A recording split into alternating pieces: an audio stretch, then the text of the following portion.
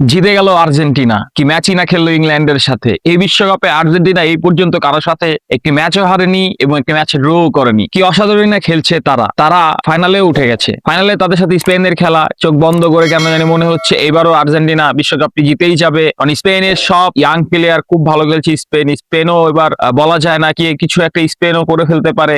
বিশেষ করে এইবার মেসির সবচেয়ে ভালো পজিশন হচ্ছে, মেসি দুর্দান্ত খেলছে, মেসি ফর্মে আছে, যে কোনো সময়ের চাইতে আর্জেন্টিনাকে খুব ভালো সাপোর্ট দিচ্ছে। মেসির টোটাল গোল হচ্ছে এই বিশ্বকাপে 8টি। মেসির সাথে আছে এমবাপে, কারণ সামনে মেসির বিশ্বকাপ ম্যাচে একটি গোল করলে মেসি গোল্ডেন বুট এবং গোল্ডেন বল জিতে যাবে।